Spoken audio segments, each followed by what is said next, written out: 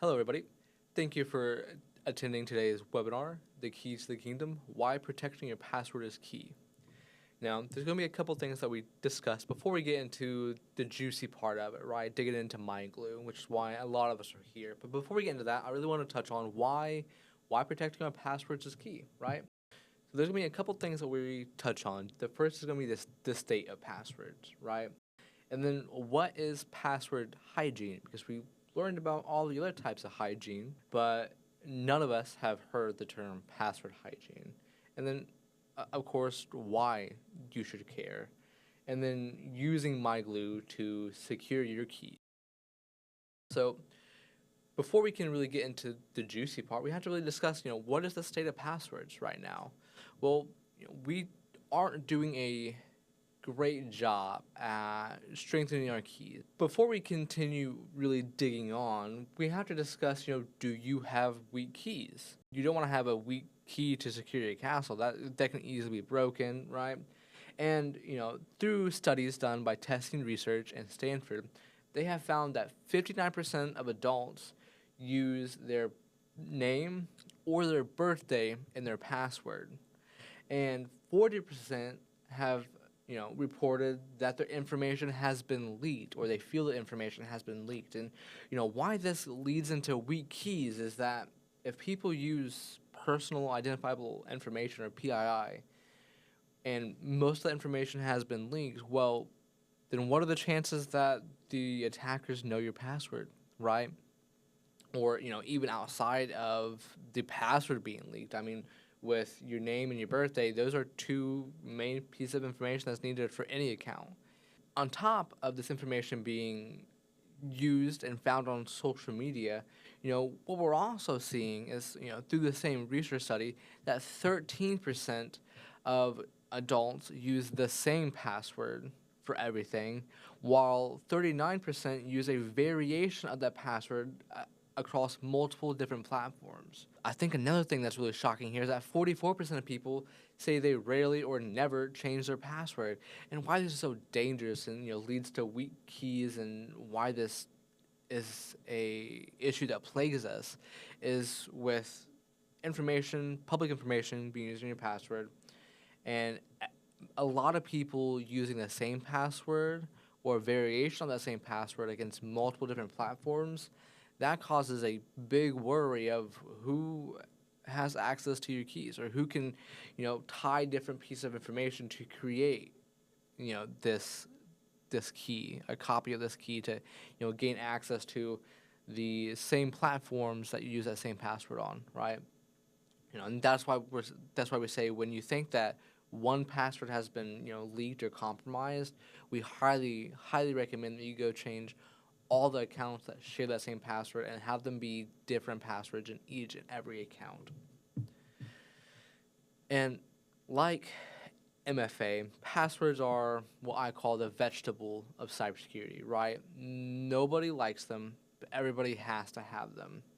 And what we're finding is that 77% of web app attacks use stolen passwords, while guessing a password or brute forcing it only accounts for 21%. And why I want to bring these up is that 77% uses stolen passwords, and that means that's passwords that have already been leaked or compromised, right?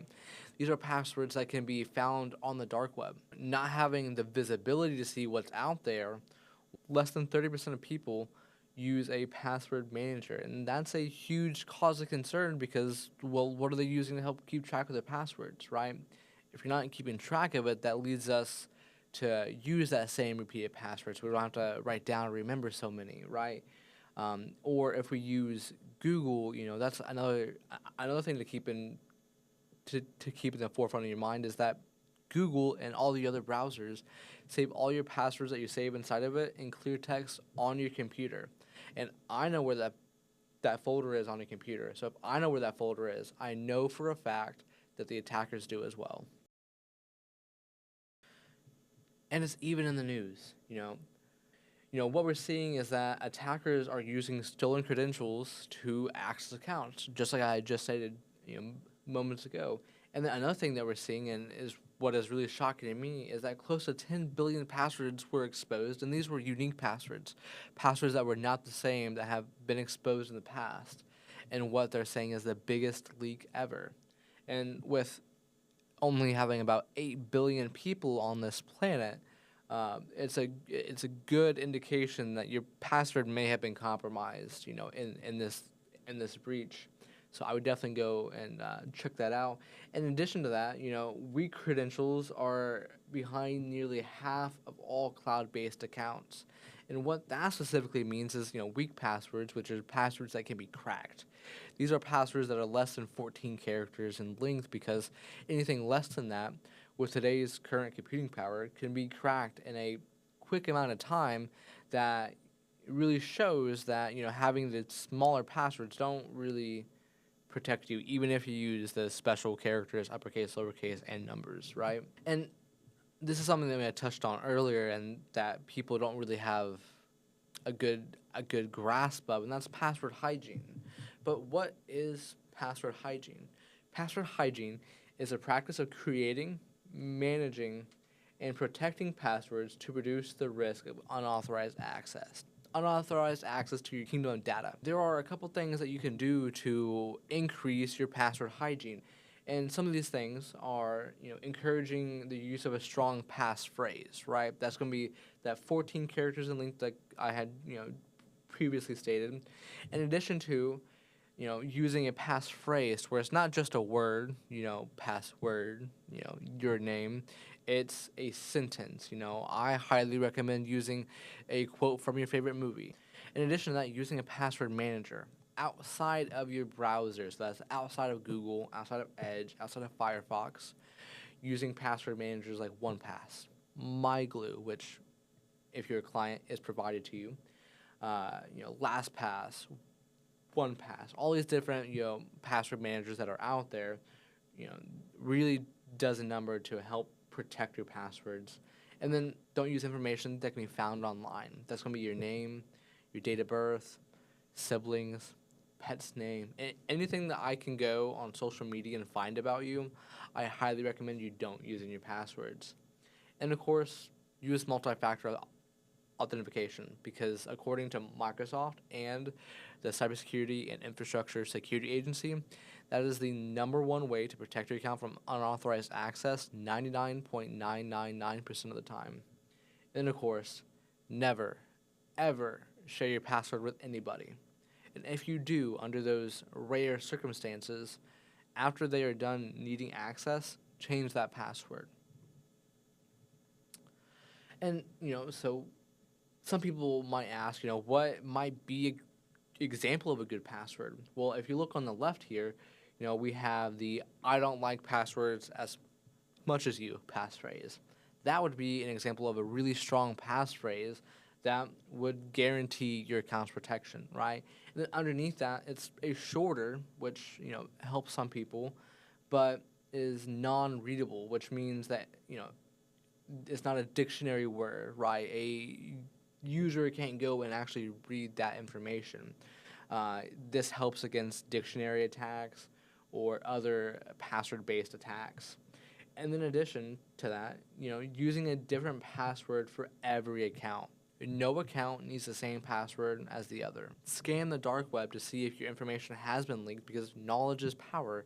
And if you know that, your LinkedIn password has been breached, you can go and change your LinkedIn password to ensure that nobody has access to that. And then, of course, on the right, we have what would be examples of bad passwords. Now, that first password there, that is on the list of top 10 used passwords, so I highly recommend you don't use that password. And then, using information like your cat's name, or using a variation of that same password across multiple different platforms, right? These are things that can be really destructive to your password hygiene and your overall account security. And then, of course, why should I care? Well, these accounts that you use passwords for store all or most, if not all, of your information found online, right? If I had access to your social media account, who could I message and make them think I was you? Or who, could I post something and that cause irreparable damage to you? Most likely. In addition to, if someone was to steal your password to your social media account, but that's also the same password as your banking account or your Amazon account, any account that has access to your debit or credit card. These are things that you have to start taking into account because, I hear a lot that I don't have any money in the account. I'm not a target. Well, eventually, you will have money in the account, and that is when they will strike. And on top of that, caring, especially when it comes about password security, will dramatically decrease the chances of a costly cyber attack or even a data breach, which IBM has said that the average data breach sits around $4.8 million. Now, I don't know any company besides maybe a Fortune 50 company that has $4.8 million just sitting in their account that they could just spend on, a data breach. That's not feasible or even, smart for businesses. And it'll protect not only your personal but your company accounts as well. And then it meets all, if not most, regulatory and state data protection compliance or requirements. And these could be things like HIPAA, the FTC, safeguard rules, or even ISO 27701. And then, of course, it protects employee and customer trust because if your employees know that you take password security seriously, they're going to start taking it seriously as well. In addition, they know that you are taking your steps to protect their data, which, if that gets out, that could really hurt them as well. So now we're going to transition over to MyGlue and, really dig into how can we use MyGlue to protect, our organization and protect our keys, right? So we're going to swap over into here. So I will sign out so we can just start from the very beginning, start fresh for you guys. So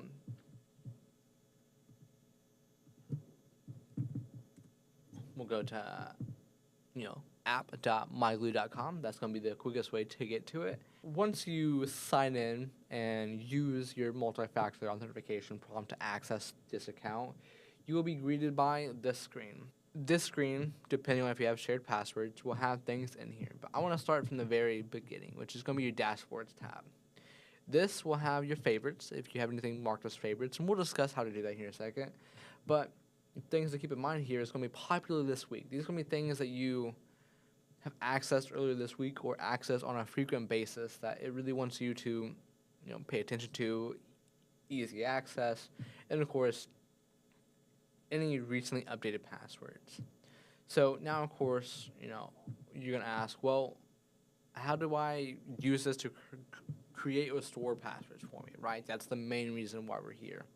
So what we're going to do is we're going to hop into organizations, and then in here, you should only see your organization. So for me, we're going to see JPG demo. And if we hop in here, this is what your screen will now look like once you're into the organization. So in here, it's recently viewed by you, recently updated, popular passwords, same as your dashboard. And then anything that has any upcoming expirations, we'll dig into here in a moment. But next, let's dig into passwords. So we're going to click this password tab right here. And you're probably thinking, where is everything? It says 3. Well, those are going to be all my personal passwords, right? So these are passwords that are mine, that I don't want to share with others in the organization, which is what would happen if it's in the shared tab. Other people can see it, access it, and change it. So from here, this has all my current passwords, but how do I create a password, right? So let's go up here to the new. We're going to click it, and we're going to hit new password. And then from here, you're going to title it, let's say that this is your LinkedIn account, right? So we're going to name this LinkedIn.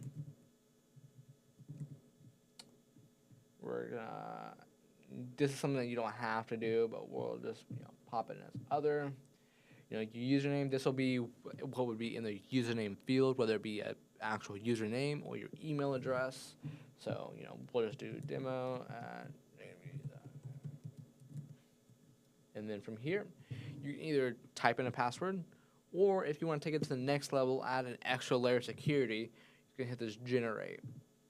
And what this is going to do is it's going to generate a password for you. And it's going to be a very secure password that, with today's current computing power, will not be able to be cracked unless it is stolen. And then a URL if you want to, add the URL in here. So, and then any notes that you might want to go along with it. So then we're going to hit save. So now it takes you out to what it will look like if you go in and you click into that password. So if we go back in here, personal, and we see this password, we'll click into it. This is the screen. And from right here, you can copy the email address, copy the password. You can click the link and go to it. The next thing I want to point out and dig into is, how do I, what if this is a company LinkedIn account and multiple people manage it? So multiple people need access to the password, and they don't want to have to go to the same person every time to sign in. You can share it with either the whole company or individual users. So to do that, you come down here to security, and you'll want to have specific groups and or users can access this check mark. And then from here, you can select the whole company, which is going to be demo, or you can add other users. So if I had other users in this demo account, you would see them here. But for the sake of this, we'll just share it with the company. So what happens now is if we go back out here to passwords, you'll see that LinkedIn is no longer under my personal passwords. But if we come out here to shared, you'll see this right here. All this means is it's being shared with the whole entire company. If you want to reduce that sharing, you can come in here and just click that X, and now it's no longer shared with the company. And if you are the creator of this password, you are the only one who will be able to do that. So others won't be able to go through and unshare passwords that other people have shared with the company. What happens if I want to delete a password? Well, that's where it gets kind of tricky. So with MyGlue, they really want to take into account insider threats and the possibility that people may go through and delete information. So because of that, users are not able to delete information out of their MyGlue account. You can only archive. And from here, you'll be able to go back through and hit this include archive, and you'll be able to see that password there.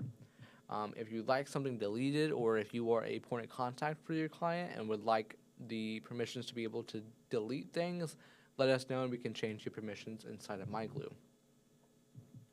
Let's go back in here. Let's unarchive that.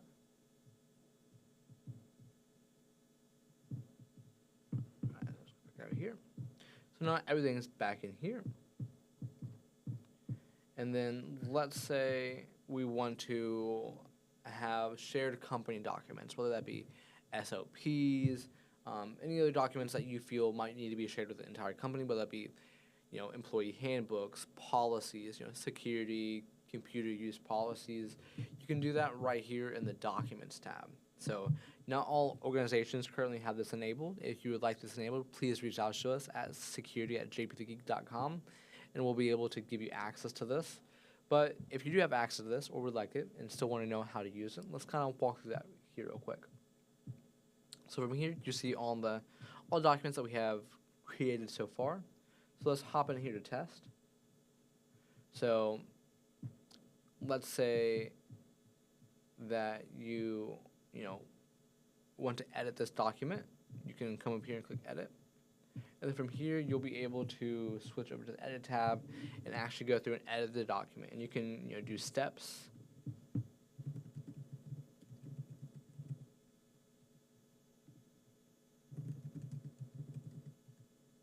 And then once you can go back into preview, and you can kind of see that it's going through and creating this document. So let's go in and publish. So now this document that others can see, others can view. If you have it shared, which it's the same way as the passwords. But there's a couple other things that come with the documents. The first thing is going to be expiration date. This is best to help keep track of any changes throughout time. So we always recommend going about every quarter or every 6 months when it comes to expiration date, because in 6 months that tool or that system may change. You may have gotten rid of it. So you want to go through and update your documents to keep them fresh, right? But what happens if you're going through and you're creating a document? So let's go up here, your document. And we'll just title this new document. What happens if you're working and somebody comes in and interrupts you, pulls you away, and you have to go away from this, right? So let's just say you accidentally go out, someone needs a password, or someone needs a password shared. Like, oh no, I didn't save on that. Did that just delete? Did I just lose all my work there? No. The cool thing about this is if you go in here, it saves it as a new document, but it gives you this tag right here. This document has no content or has not been published yet. So you can go back through and continue editing exactly where you left off. So come back in here and edit. You can continue where you left off. And then if you want to, attach a physical, a PDF to it or any other document or related documents, you can do that right here, and you can drag and drop or use this browse feature. If there's a password that you have that is linked to this specific document or SOP, you can link that password here.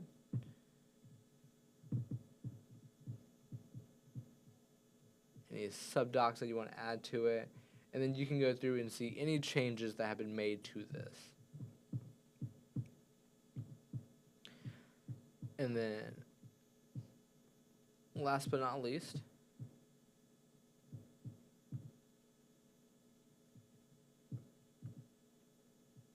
it's going to be the exact same way when it comes to passwords as it is documents when it's coming to deleting.